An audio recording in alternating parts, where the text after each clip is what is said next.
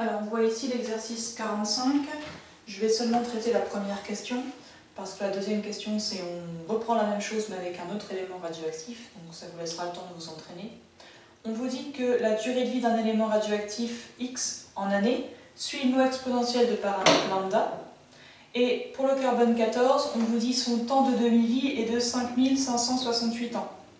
Ça veut dire que en 5568 ans, on a la moitié du carbone 14 qui n'est plus radioactif. Ce temps de demi-vie correspond à la probabilité que T inférieur à T1,5 valent 0,5. Okay. On nous demande dans un premier temps de calculer la probabilité d'avoir T inférieur à 1000. Eh bien, ici on applique notre propriété concernant notre loi exponentielle. On aura 1 moins exponentielle moins 1000 lambda. Ok. Ça veut dire que pour calculer cette probabilité, j'ai besoin de connaître la valeur de lambda. Donc, pour la valeur de lambda, j'utilise les données ci-dessus, ici.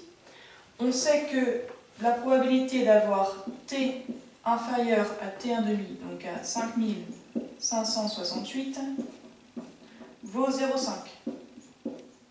J'avance un petit peu, j'utilise la propriété sur la loi exponentielle.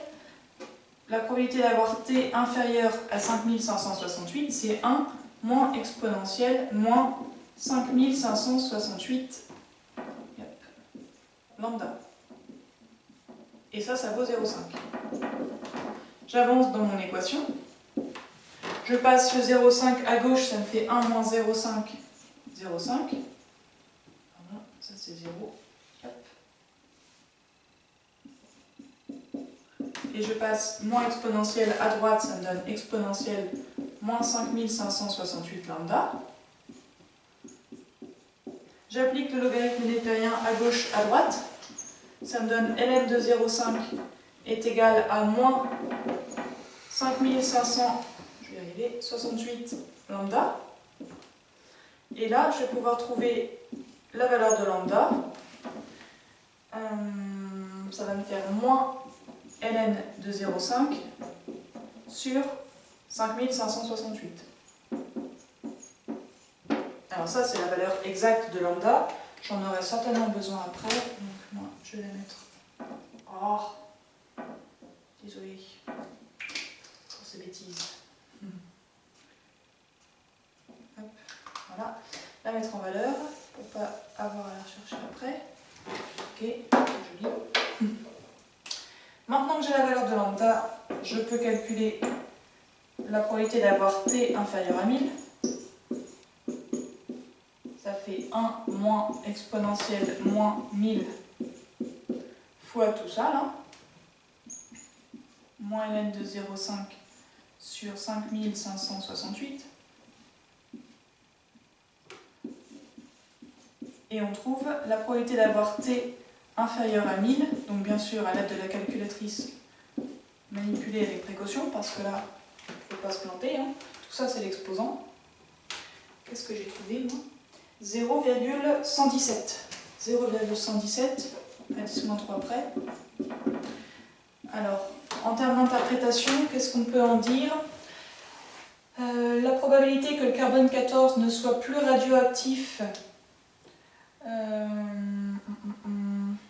avant 1000 ans est de 11,7%. Donc on a 11,7% de chances que notre carbone 14 ne soit plus radioactif dans les 1000 premières années. Ça fait peu, mais on est d'accord qu'avec 5568 ans de temps de demi-vie, forcément c'est cohérent. Comment vous dire? Ici, on a la probabilité que notre carbone 14 ne soit plus radioactif au bout de 5568 ans, elle est de 50%. Okay, donc au bout de 1000 ans, forcément, on a beaucoup moins. Notre deuxième question, je ne sais plus quelle était-elle. Calculer à un an près la valeur de x telle que p de x inférieur à petit x égale à 0,2. P de x inférieur à petit x est égal à 0,2. Donc on se demande au bout de combien d'années on aura 20% du carbone 14 qui sera plus radioactif. Donc là, on applique notre propriété liée à la loi exponentielle. P de x inférieur à x, c'est 1 moins exponentielle moins lambda x égale à 0,2. Et on avance comme on a fait tout à l'heure, c'est-à-dire qu'ici, je vais avoir 1 moins 0,2, ça fait 0,8, est égal à exponentielle moins lambda x. J'applique le logarithme népérien à gauche, à droite, ça me donne ln de 0,8 est égal à moins lambda x. Et j'en déduis que x est égal à moins ln de 0,8 sur lambda. Okay.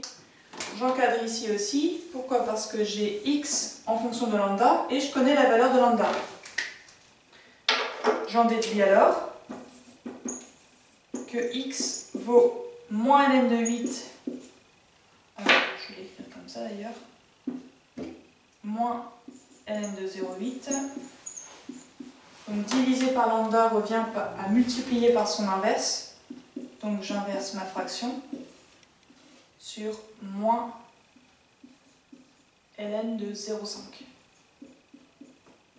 Alors les moins s'annulent. Voilà la valeur exacte de x. On vous demande la valeur approchée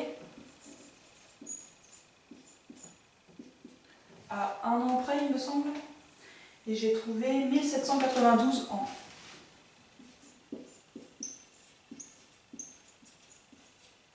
Donc au bout de 1792 années, on aura 20% du carbone 14 qui ne sera plus radioactif.